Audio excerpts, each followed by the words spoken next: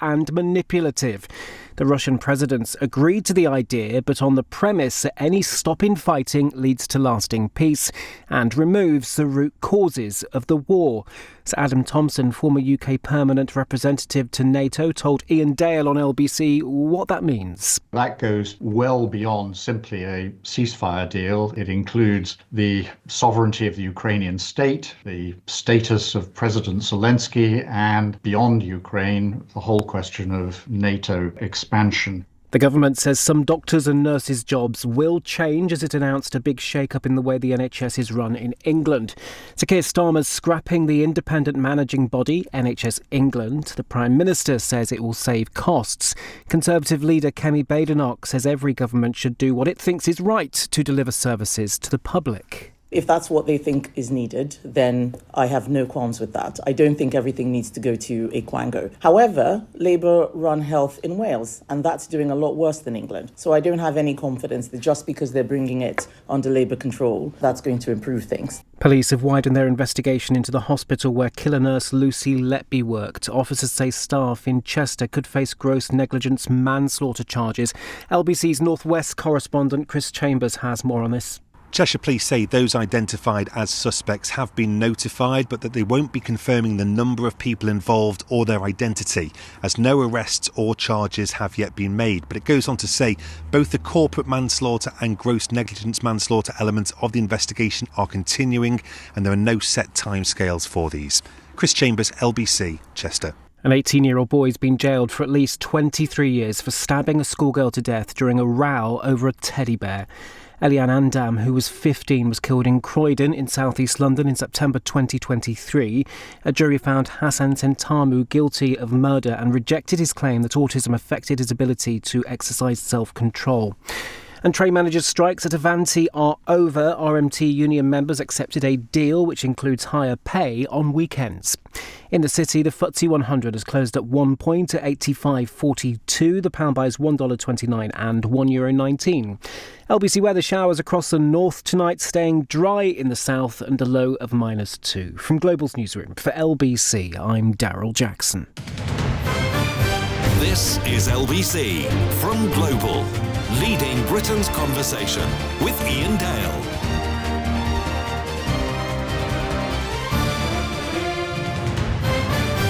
8:03 on LBC. It's Iain Dale here with you until 10. Now, if you ask the question, is Westminster politics dysfunctional? I imagine most of you probably think it is. Well, you've now got proof, because it comes in the form of a book called Ungovernable, The Political Diaries of a Chief Whip. That Chief Whip is Simon Hart, and he's with me in the studio for the next hour. We're going to have a chat, and then we'll take your calls. If you have questions on maybe the role of a Chief Whip, what does a Chief Whip actually do? Because there's so much mythology about the role of Chief Whip, and it's mainly the fault of Michael Dobbs for having written House of Cards. I nearly forgot the title there for a minute. And then, of course, there's the American version of House of Cards as well. It's a bit like watching Spooks and thinking that is representative of MI5. But you read Simon Hart's book, and actually there are quite a few things in this book that make you think that Michael Dobbs had a point in some of the things that he was saying. In fact, there's one diary entry where Simon has, I think, lunch with Michael Dobbs, and they kind of compare notes. Well, Simon, welcome. Thank you. I've really enjoyed reading the book, and I have read most of it. I think I'm up to page 300 now, so I've probably missed things that I should ask you about, but apologies for that. I was intending to finish it today, but with one or two things got in the way. It's unusual for a Chief Whip to write a book. In fact, if you had done this 30 years ago, you would have kind of been drummed out of the Whip's fraternity, wouldn't you? Well, it's not without its challenges now, and there are people, friends of mine, who are sceptical about the fact that I've raised some of these things at all. But I hope, if we can just stand back from it a bit and take a measured look. It's not intended to damage people, but it is intended to raise some quite difficult questions, and it is a mirror into which I think we need to look if we're not to repeat what happened last year, really, for my party at any rate, which is to go from this position of, being unassailable in December 2019 to being completely unelectable in July 2024, only 4.5 years later, through 3 prime ministers. And unless we ask ourselves the question, okay, what is the root cause of that? And is there anything we can do about it? Then there's a risk it happens again. And I don't want to go through that again. One of the things that I felt reading the book is that a lot of the time you almost seem a commentator rather than an active participant. I mean, you're reporting events which you were an active participant in, but you almost seem like a commentator who doesn't have the influence on events which I would have thought a chief whip would have. It didn't feel like that at the time. However, it would be fair to say that there were things happening that over which it would have been very nice to have control. But we're dealing in the real world here, and therefore that wasn't always the case. And I put that down to a number of things, but partly down to the fact that we were 14 and a half years into government. That is a long time for any party to be in government. And I think the opinion polls were beginning to reflect the fact that it didn't matter what we said or did. We were 20 points behind when we started, and it began to look horribly like we were going to be 20 points behind when we finished. And nothing that Rishi Sunak had done, and nobody put more effort into trying to do everything by the book, properly, decently, for the right reasons. Even that didn't make much of a difference. And as a consequence of that, it had dawned on people that their political careers were coming to an end, and they needed to sort of plan for the future, whatever that might have looked like for individual people. And that made, I think, the job of trying to maintain party discipline all the more difficult. So yeah, occasionally, it was things were difficult to influence in the way we might have been able to do in the first term. Had you been a junior whip? No.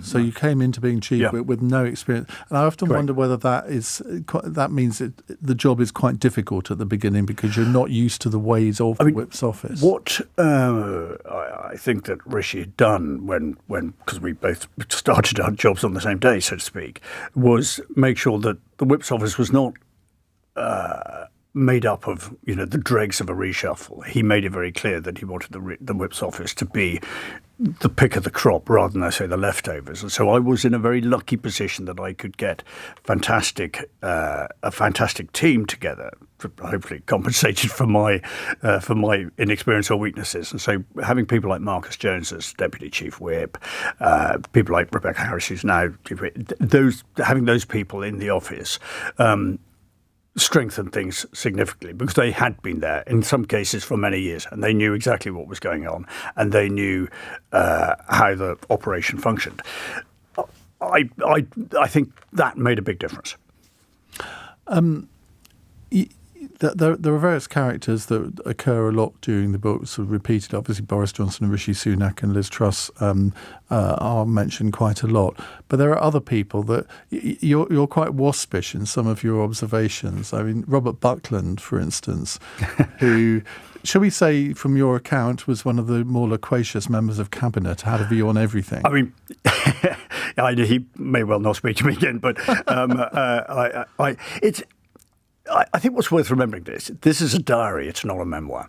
And that may sound a bit of a weird thing to say, but the one thing I tried to do when putting this together was be faithful to the concept of a diary, which is it's what I felt at a certain time on a certain day. There's almost certainly I would have written that differently the next day. Yeah. Or even the next week, and definitely 5 years on or whatever it was, I would have used more temperate language. But I wanted one of politics' its most sort of fascinating aspect, the fact that it is a huge collection of people with very passionate views and very strongly held beliefs who argue and fight and tussle over often quite sort of small things, and that's a good thing. I like that. I think it's good that it's quite a combative environment, and so occasionally, some of the comments that I use, some of the expressions I use probably are. And even when I look at them, I think, oh, yeah, maybe I possibly could have wound that in a bit. But But there must have been quite a few things that you didn't put in the book because you just couldn't, because either it would identify somebody or you just think, I just can't do this for whatever reason. I know this may sound strange and people may not believe it, but I've gone to considerable lengths to exclude a lot of stuff. Not because it's so awful that it's sort of anything, but because there might be outstanding issues. It might cause damage to individuals who might have been going through a difficult time of their life anyway. They might have added nothing. I mean, because a lot of the situations I've tried to describe, it's the circumstances and the situation, the individuals. You and I might know their name, but most people won't. So, putting Joe Bloggs in the story just doesn't really achieve any more. The challenge is how we dealt or didn't deal with a particular set of circumstances on a certain day. So the name was irrelevant, and so we did. And obviously we've complied with the requirements of a publisher and the requirements of the Cabinet Office. Who, I can't publish anything without the say-so of or complying with this thing which nobody else would have heard, or called the Radcliffe rules. You can actually. Well, I didn't. No, but the point. I've told this story before, but I used to deal with Sue Gray when she was head of ethics in the Cabinet Office, and used to deal with ministerial memoirs. And the one I always remember is David Law's, and he had said one or two things about Buckingham Palace, I think, were mentioned, and that's why they get most sensitive about. You can't mention anything to do with the monarchy. And there was one bit where she said, "Look, can you take this bit out because he describes the location of Cobra, where the committee room?" And she said that could be helpful for terrorists. And I thought, yeah, that's a fair point. We'll take that out. But in the end, they can't force you to take anything out, and they know that. I knew that. You go through this game where they make 100 requests of changes, and you agree to maybe 3 of them. Yes, it was. I was obviously much more cooperative than you were, I think, and I actually thought that 99% of what they suggested was entirely sensible. And you're right; it was around things which might have had a sort of downstream consequence, which might not have meant much to me, but might have confirmed something which other people with who wished us ill might have been able to make you. So I'd said to our publishers, look, pretty well whatever the Cabinet Office want to take out. There was some rewording in parts, yeah, that's true, but most of it, we said, fine, we don't want to. Now, one of the most lurid accounts, you know exactly what I'm going to ask you now, I'm sure. The phone call at 3 a.m. Oh, yeah. You pick up the phone. And what are you told by one of your MPs? Well, this was early on in my tenure, and I think this was a moment when I realised when I realised what job it was that I was doing, because it was 2:45 to be precise, and I get this call, and it's quite a cheery call from a colleague, and said, it sounded rather like sort of call you get at 10 o'clock in the morning, quite cheery, wasn't in any way sort of suspicious in that regard. And but this guy said, "Look, I'm in this terrible situation. I met this woman. I've gone to an address in Bayswater. I think that it's a." Well, I'm pretty certain it's a brothel. I think it's got some sort of Russian intelligence element to it, and I need to sort of extract myself from this difficult situation as soon as possible. And this is when it doesn't matter how much experience you've had of life and stuff, you do wonder. There is no guidebook at that stage. There is no, there's no sort of simple solution. So the only simple solution I could come up with was to ring my very good colleague, special advisor in the Whip's office, who was equally cheerful about being around at 2:45 in the morning, it seemed. She was all for sort of launching a sort of, a rescue mission on her own, which I didn't think was the best answer. However, fast forward an hour or two, and we were able to extract our person, even though there was then another sort of bout of bad luck, because it turned out that the taxi that we had organised wasn't the taxi that he got into, and there was then another near miss of a sort of sexual nature in the taxi on the way back to the hotel, and blah, blah, blah. And I remember thinking, God, how on earth what the hell do you do in circumstances like this? There's a bit of me, and hence why this story is anonymised. It's a bit of me which just wonders how much of what I was told was true. And I wondered, and I still wonder, whether perhaps there was something else happening in this guy's life which had triggered this phone call in the first instance. And I'll never know. But what I do know is the fact that rather than, and the reason I put it in the book, yeah, of course, it gets you and me talking. It's jaw-dropping. It's not really something to laugh about. It's more in the vein of you couldn't make it up, rather than, it's quite funny, isn't it? In many respects, it's not remotely funny. It's actually rather sad. And it dawned on me then that maybe we haven't got as good a mechanisms in place to help our colleagues, because being an MP is a weird lifestyle. It suits some people better than others. Some people are really well suited to it. Other people are not quite so well suited to it. I think that category of not so well suited can be brilliant politicians, fantastic representatives of their constituencies, but just need something more than perhaps we can give them. And I think the Whip's office is sort of being, every problem ends up in the Whip's office. I describe it in the book like an A&E department. People come in with a weird array of injuries, and we sort of stick a plaster on and say, right, let's hopefully not see you again for a bit. That's fine, but it's not the answer. You were chief whip for what, 2 3/4 years? Whatever it was, yeah.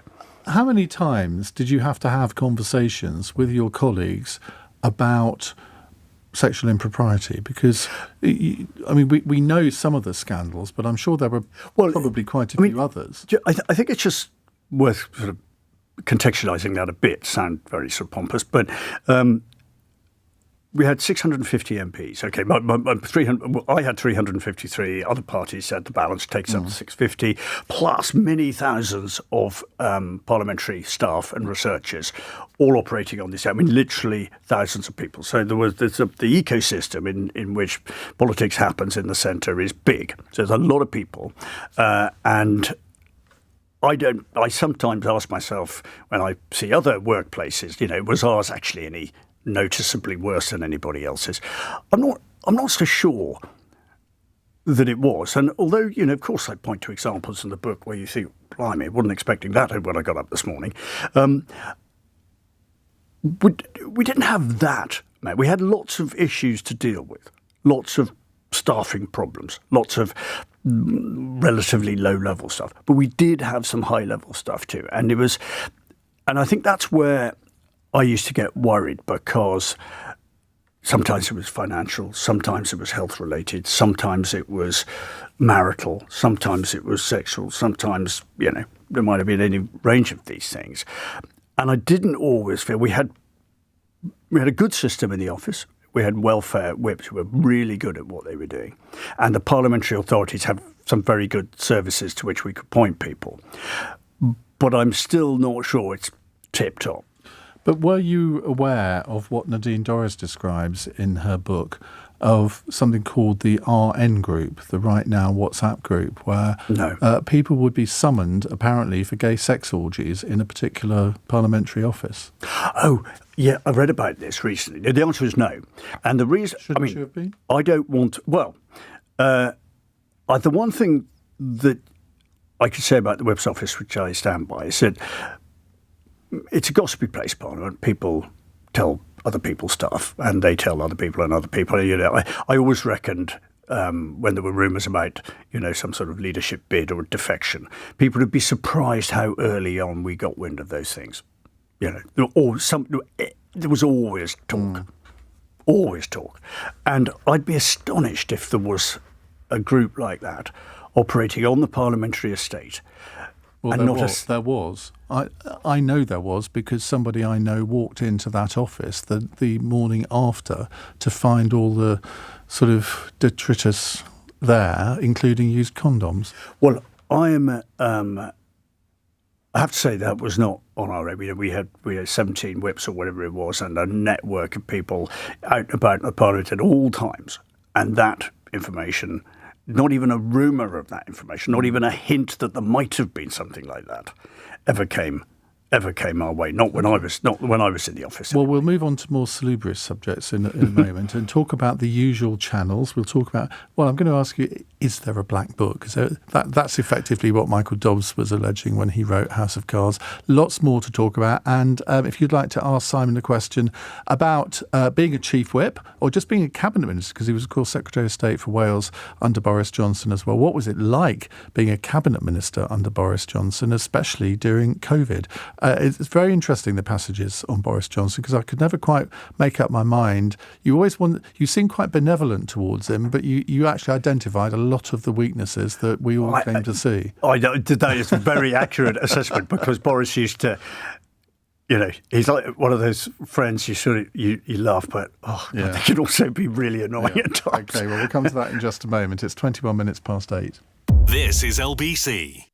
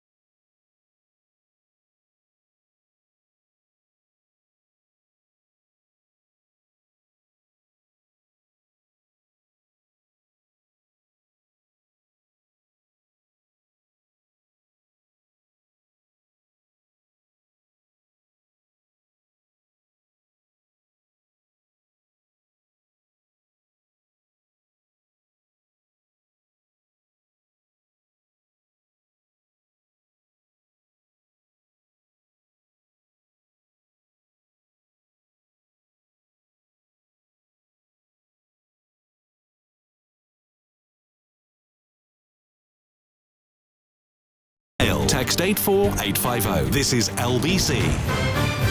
22 minutes past 8. We are, of course, coming to your call soon. By the way, you can watch us on Global Player if you'd like to. We're streaming this hour live.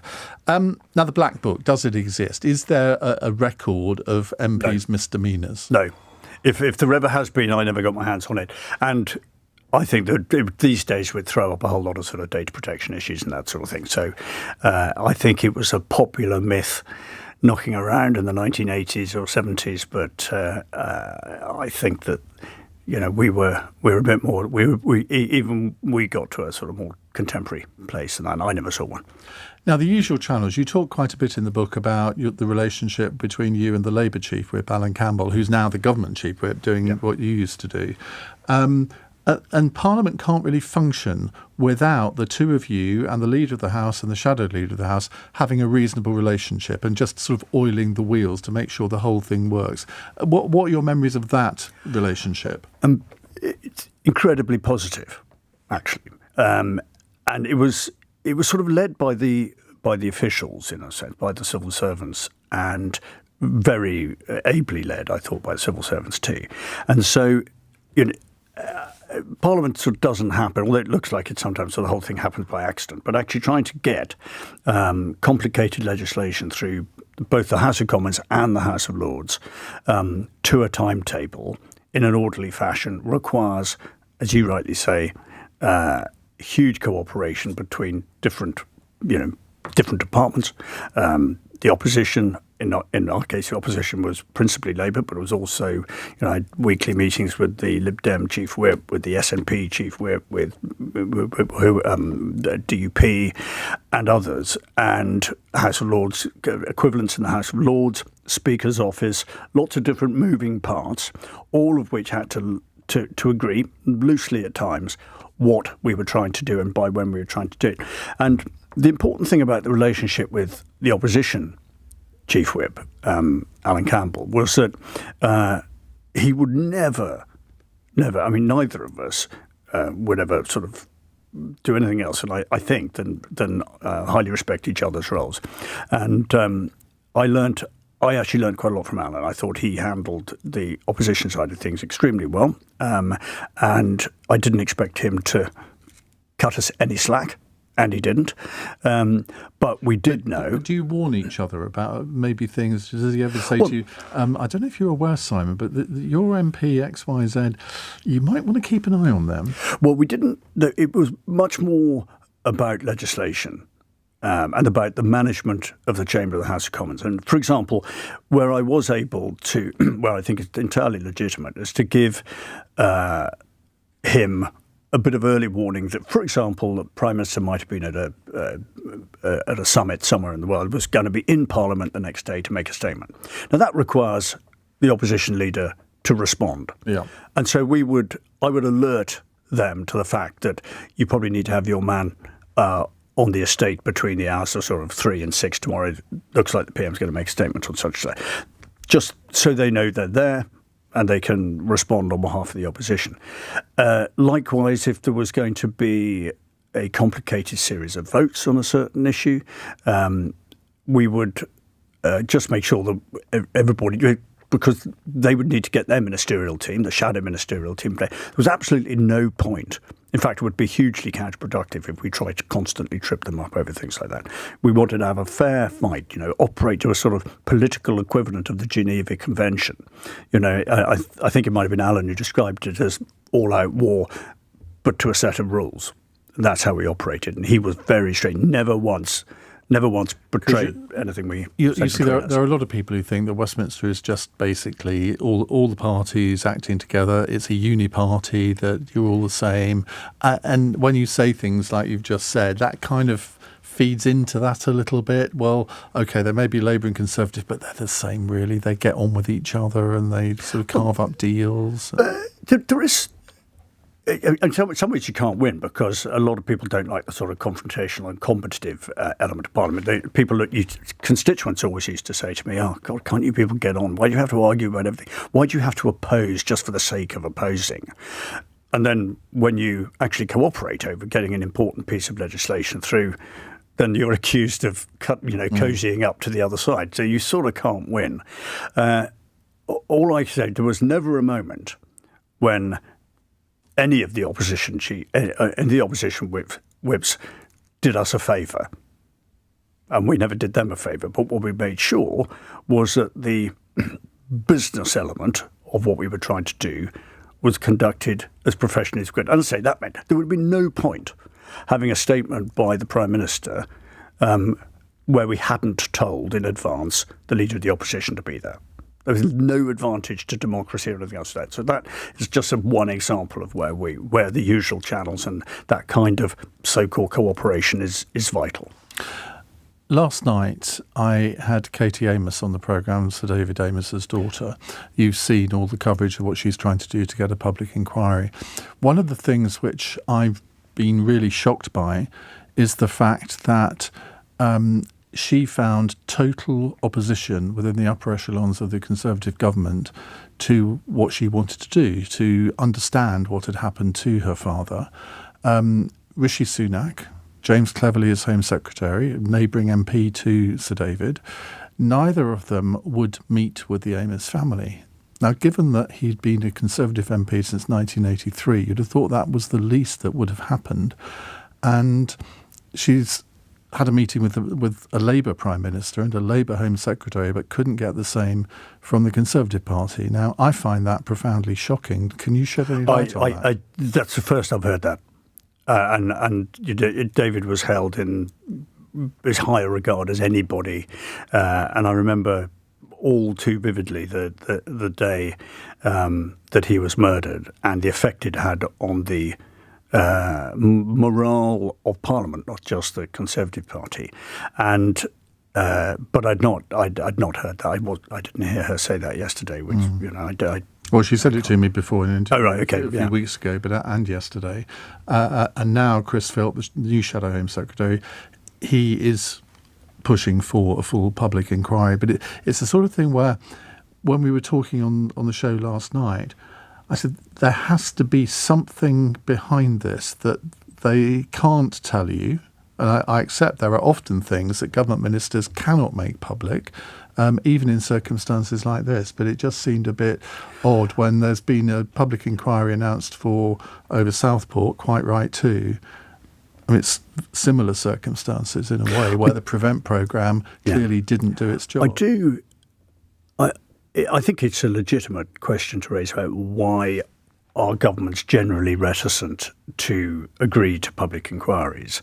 And if they do agree to public inquiries, why is it necessary for them to apparently take an unbelievable long length of time and not always have very clear terms of reference? I've often asked myself the question, am I missing something here? Is there some reason? And I thought it was odd. I'd read that the current Home Secretary had rejected claims, and I didn't quite understand the reasons why those requests were rejected. And I've seen that before in previous things. We do have public inquiry, so why it's a bit inconsistent, the application of that principle, I don't know, because there shouldn't really be anything to fear.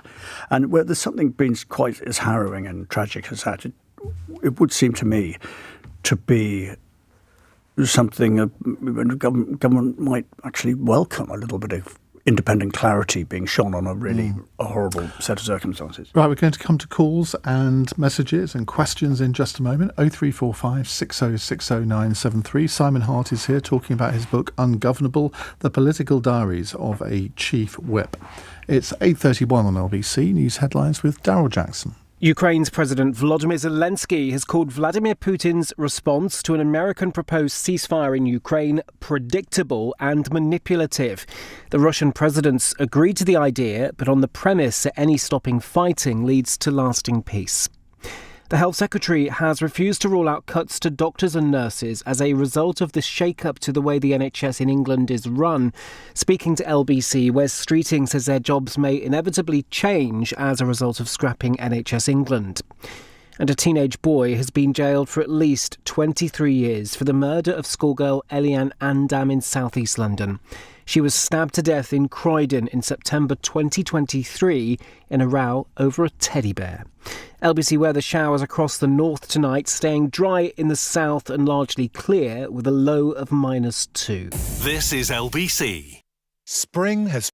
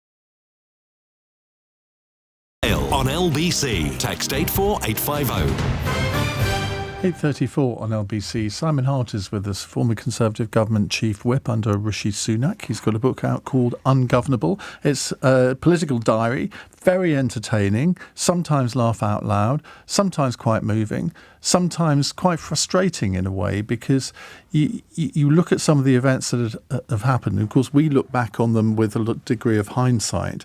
And of course, in a diary, you are reporting what happened that day and your immediate reaction. And I suspect, Simon, that if this was a memoir, it would have a very different tone to it. Oh, you alluded to this. I've looked back at some of the things in the diary, and I think that's really embarrassing. And what on earth was I thinking? But you have to leave them in, otherwise it's not a correct diary. And you know, my family were putting pressure on me at home, saying, "No, you can change nothing," because that would just devalue it. So I made quite light of the pandemic at the early stage. I thought, well, this isn't going very far. I remember thinking that the Partygate story was, here today, gone tomorrow. And Nadeem Zahawi and I laugh about the fact that I confidently predict he'd be Prime Minister.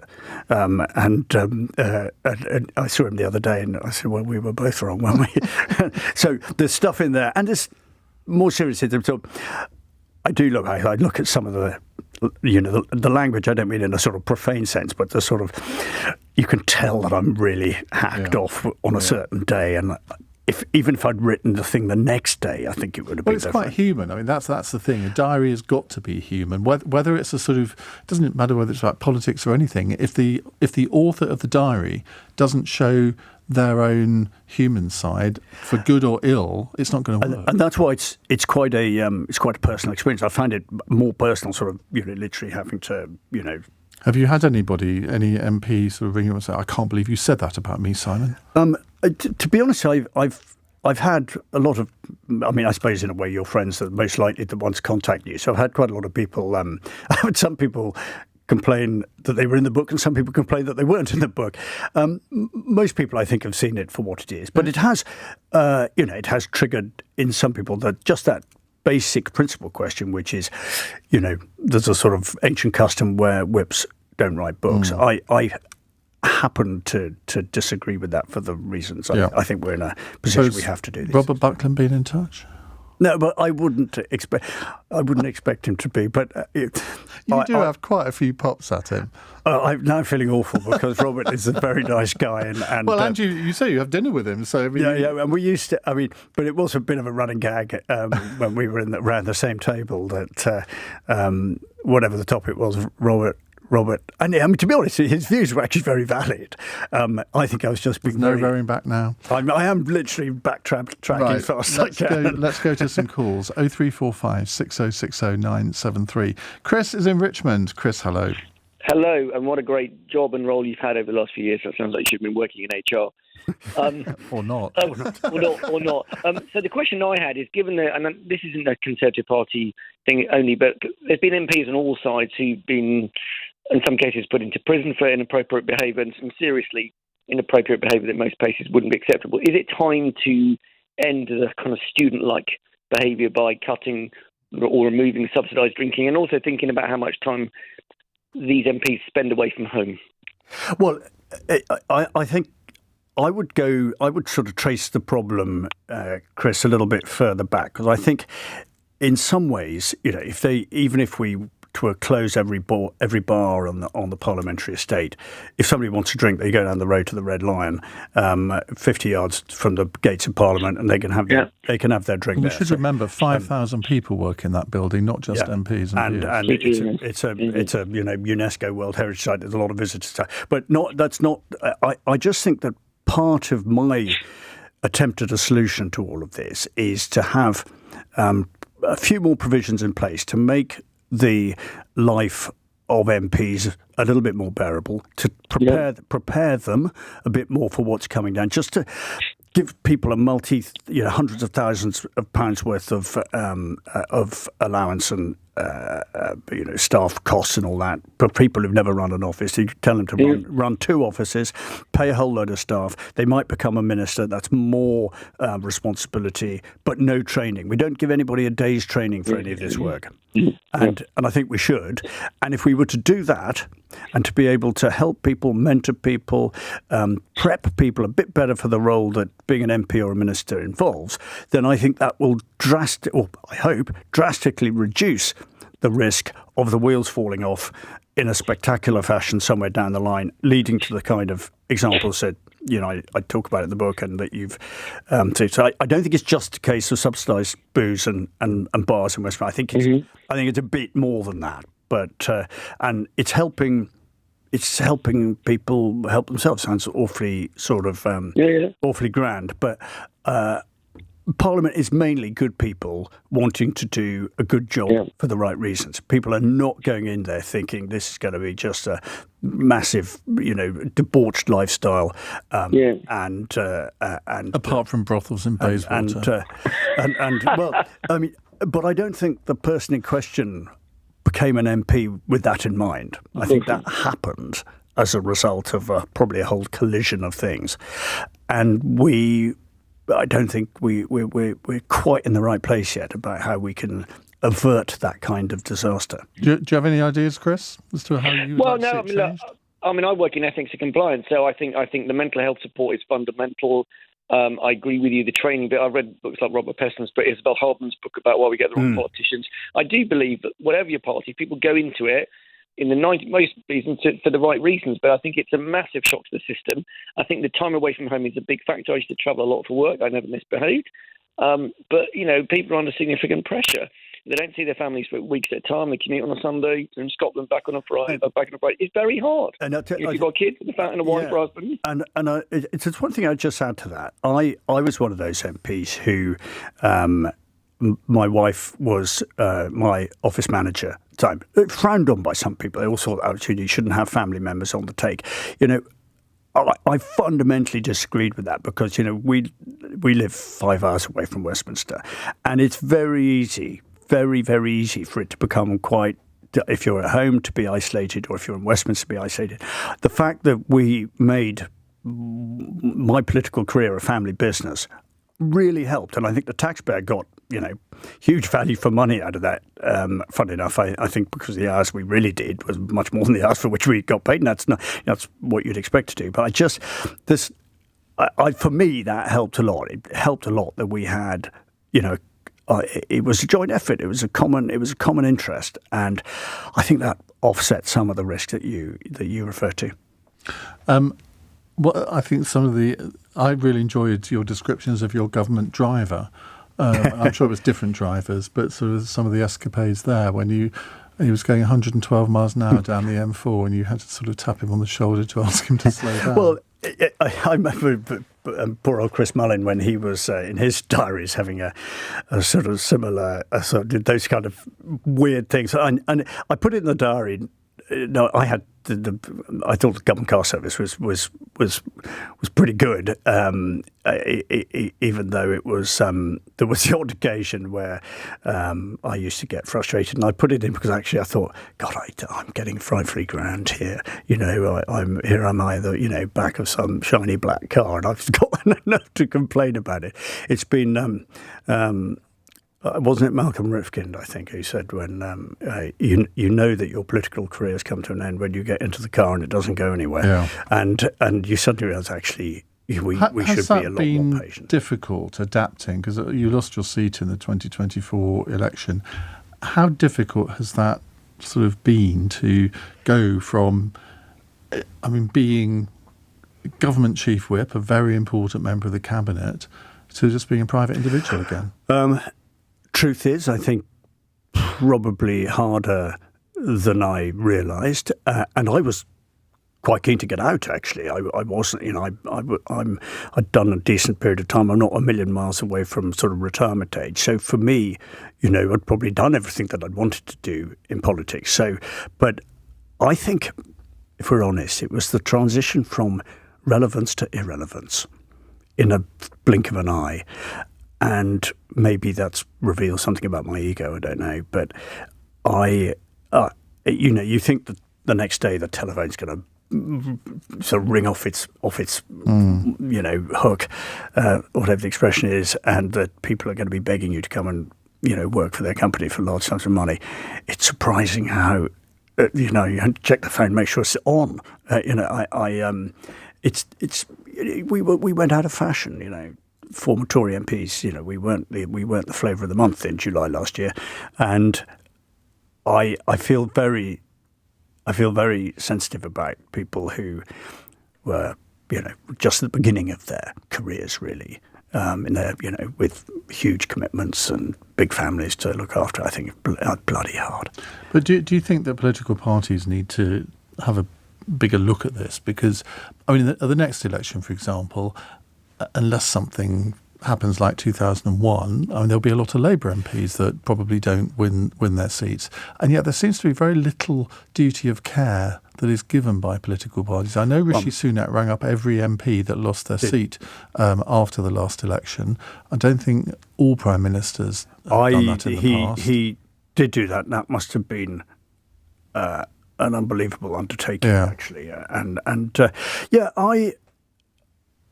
One of our colleagues, Charles Walker, who used to be very instrumental in sort of helping out MPs, made a very wise comment the other day, which was that you should start planning for your career after politics on your first day of your career in politics. And I think that's very sound. You need an exit plan, and you need to work on it very soon.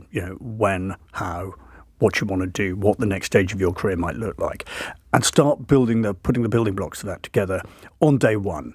Because if you leave it till the day after the election in which you lose your seat in a landslide, there's a lot of noise and activity out there, and you don't necessarily get heard above it. And so I definitely think that sort of exit plan. I think the armed forces do a better sort of a job of helping people prep for time after. Because you come out of the army, and it's you're in an institution with its own language and its own ecosystem.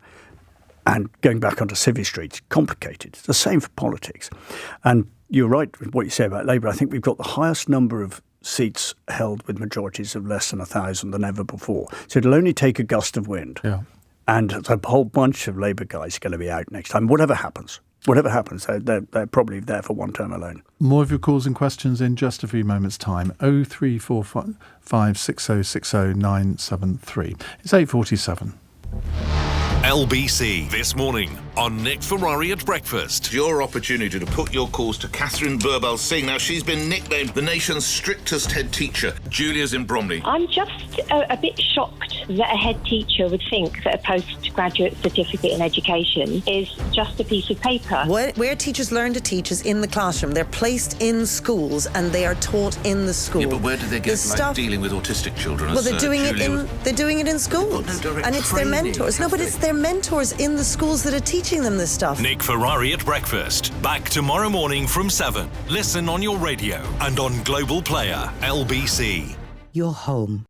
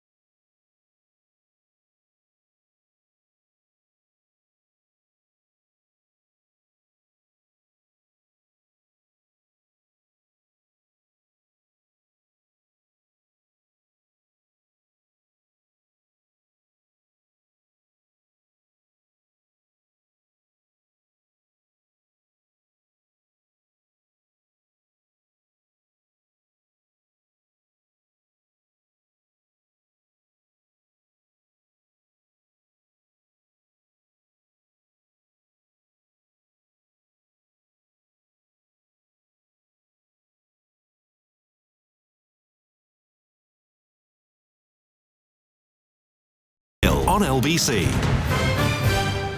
10 to 9 on LBC. Let's take a question from Tyler in Leeds. Tyler, very good evening. What would you like to say? Hey up, thank you for taking my call. My question is, what role does the 1922 committee have in maintaining party discipline within the Conservative Party? It's not really discipline, but it's more of it's a committee of everybody who's not in the government, i.e. all the backbenchers, and they feed their concerns, aspirations, desires, demands to either the Prime Minister or the Whip's office through their chairman. So if there's a problem, you definitely get wind of it through the 1922. They're a sort of trade union for the rest of our colleagues and have been pretty effective at doing that. Yeah, thank you. Because you often hear about it, but it's like one of those things that sort of happens in sort of the background of politics that most people don't hear about. So thank you for clearing that up. That's right. No, I mean it's 103 years old or something. So, but its function works quite well. It's one of those quirky things. You probably wouldn't design it that way, but actually it works quite well. If you want to know more about it, Tyler, Sir Graham it's not Sir Graham Brady anymore. He's Lord Brady, isn't he? Graham Brady. Upgrade. He has written his memoirs. It's called Kingmaker, and it's all, well, it's not all, but mostly about his time as chairman of the 1922 committee. So he probably explains it better than anyone about what it actually does. Yeah. All right, I'll add it to my reading list. Yeah. Thank you, and have a good evening. All right, Tyler, thank you very much. Michael says, does Simon Hart agree that MPs should have a role, not necessarily the final say, in recruiting their parliamentary staff from a pool of parliamentary staffers? At the moment, it would appear MPs have a little too much power in relation to the staffing of their parliamentary offices, e.g. Peter Bone, etc. I mean, this idea has floated about for a long time. What do you think of that? I'm not sure it's the right solution for the right problem, if I was honest. I think that MPs are a small business in their own right. So they are appointed by their constituents through the election process. They have a fixed allowance from which they hire their staff and run an office in Westminster or office in their constituencies, whatever it might be. And those and that the ability to select members of staff who you know, trust, get on with, and will fit in with the rest of your team, whether it's in your constituency or London, is an important part of this. And I think interfering with that is comes with a lot of risk. I think your point, though, Mike, right?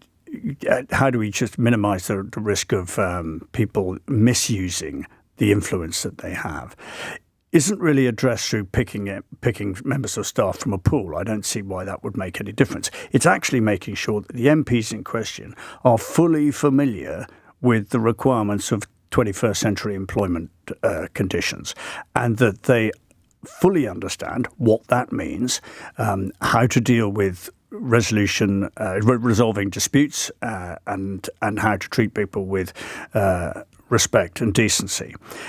That's where I think the focus needs to be. And I'm not sure just tinkering with from where the staff get recruited is the right answer. And it also works the other way, because there'll be many parliamentary staff who wouldn't want to work for particular MPs.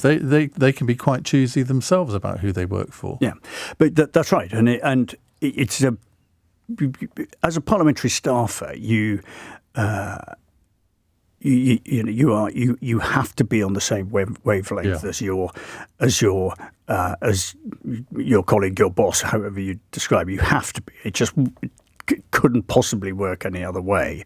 But I think you can get the best of both worlds here, which is a really good recruitment process, but as far as possible, really good quality HR activity too, and maybe a little bit more support from sort of central support around HR advice, which, by the way, is already miles better than it was when I started in 2010, to which people can go for advice and help, whether you're a staffer or the employer. That would be keep improving that. That's the way to deal with this. Well, one thing I need to improve is my diction, because Mike says, did you just say e.g. to bone in relation to MP's staff? No, I didn't. I said, e.g. Peter Bone, who I think had a few issues with his staff. But possibly we don't want to go into all of that now. Now, here's a good question from Niall. Where did the term whipping come from? Not literally, I hope.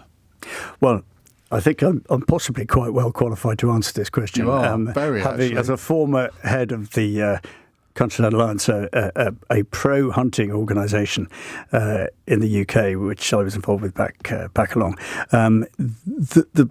The term whip comes from the hunting term whipper-in, and the whipper-in was the person whose responsibility was to keep the hounds in order, and they were normally resplendent on the back of a horse in a scarlet coat with a large, menacing-looking leather whip, and so that was deemed to be a suitable description of the whips or the people in the House of Commons whose responsibility it was to keep members in order and make sure that they don't stray outline. It comes as we've been talking, with mixed success. But this is a term that parliaments throughout the world use now. It's not just the British Parliament that are called whips. In the Congress, there are whips. In the German Bundestag, I don't know what they're actually called in Germany. I should know that. But whipping has become just a term which is synonymous with politics. It's like so many things. It's actually its origins are in the hunting field of Great Britain, and we've sort of lost connection with that.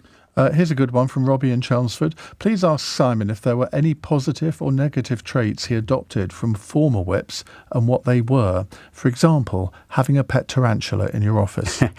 I didn't go down. I don't think I'm particularly keen on spiders, if I was truthful, or snakes or any other things like that. No, is a short answer. The best whips or chief whips that I've known over the years are actually the ones with an eternal supply of patience, and I was sometimes good at that. But if you get round to reading the book, I think you'll see that the further I was in the job, the more that was stretched. I think the expletives sort of increase in regularity as the book goes on. Yeah, it does. Which I suppose is understandable given the political situation that the government found itself. Yeah. I mean, it was like, well, it was quite triggering when you read for me to reread the things. But so patience is a virtue which I think is hugely valuable, and I didn't always master it. And Rishi Sunak comes out very well in this book as a genuinely nice person.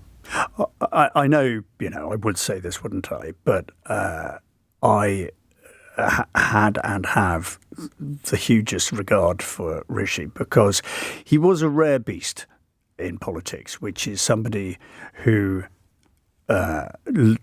genuinely went into politics to do the right thing for the right reason, with quite a deep sense of public service, and he was the one who kept me in order. Really, he was the one who made sure that I didn't sort of lose my cool too often, and kept. And his sort of philosophy was about just don't get distracted by the noises off. We're going to try our very best to deliver on this mission, and let's just focus on that. Well, Simon, we've come to the end of the hour. Thank you very much for coming in. Simon's book is called Ungovernable, The Political Diaries of a Chief Whip by Simon Hart, published by Macmillan in hardback at £25. It's available on audiobook as well. We've had several people say they're really enjoying the audiobook, which I know you read yourself, which I regard as purgatory reading. I hate it. I found it reading out loud. I didn't realise how bad I was at it. Great stuff, Simon. Thanks very much indeed. Thanks, Ed. Now, in the next hour, teachers in England are abandoning the classroom over worsening pupil behaviour, stagnant pay and inflexible working practices, leaving vacancies at the highest on record, according to a new report. It warned that this month's spending review was the government's last chance to meet its manifesto pledge of hiring 6,500 additional teachers in state schools, as younger teachers continue to abandon the profession since the COVID pandemic and fewer graduates sign up as trainees. Well, why is this? Because I wonder whether it is because our society doesn't treat teaching as a profession. It just treats teachers with so little respect. Why? on your radio, on Global Player, and Play LBC. leading Britain's conversation. This is LBC. From Global's newsroom at 9 o'clock, Ukraine's president claims Vladimir Putin's too scared to tell Donald Trump he wants the war to continue. Volodymyr Zelensky's called Russia's leader manipulative. The Russian president has agreed to the idea of an American proposed ceasefire, but says he still has a lot of questions. John Loff, formerly NATO spokesman in Russia, thinks Putin does want to find a way out of the war. He did not expect it to last 3 years. And frankly, although the Russian forces are making a certain amount of progress at the moment in southeastern Ukraine, and he visited Russian forces yesterday in this area of Russia which the Ukrainians had captured, where the Russians are clearly pushing the Ukrainians out. And, he's creating the impression that the Russians are just winning and they're going to roll over the Ukrainians. But it really is not that simple. The Health Secretary told LBC at least 9,000 civil service jobs are to go after the announcement that the NHS England is to be scrapped. Wes Streeting has been speaking to Tonight with Andrew Marr on LBC. That will save hundreds of millions of pounds a year. And although abolishing NHS England will take place over a 2-year period, we will go as fast as we can on that restructure of staff so that we can generate savings as quickly as possible. NHS England was set up in 2013, but the Prime Minister argues it means there are now a lot of duplicate positions. A teenage boy has been jailed for at least 23 years for the murder of a schoolgirl in southeast London. Iain Dale was stabbed to death in Croydon in September 2023 during a row over a teddy bear. Police looking into the hospital where Lucy Letby murdered 7 babies and attempted to murder 7 others have widened their investigation to consider gross negligence manslaughter. LBC's North West correspondent Chris Chambers has more. Cheshire Police launched an investigation into corporate manslaughter at the Countess back in October 2023 following the conviction of Lucy Letby, and that focuses on senior leadership and their decision making to try and work out whether any criminality has taken place.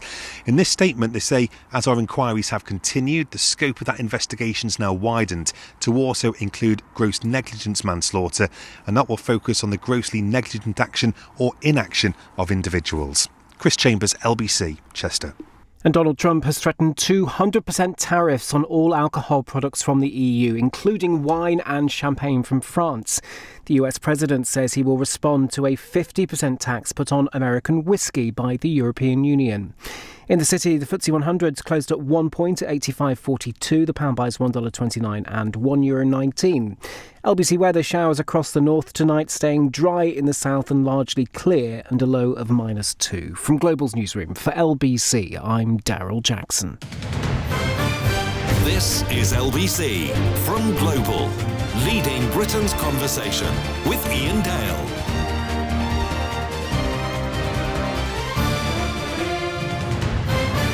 Hello, a very good evening. 4 minutes past 9 is the time on LBC. Let me say something controversial. Teaching is a very noble profession. Now, I wonder how many of you, when I said that, thought, yeah, he's right. We ought to treat teachers with a lot more respect than we do. Or how many of you thought,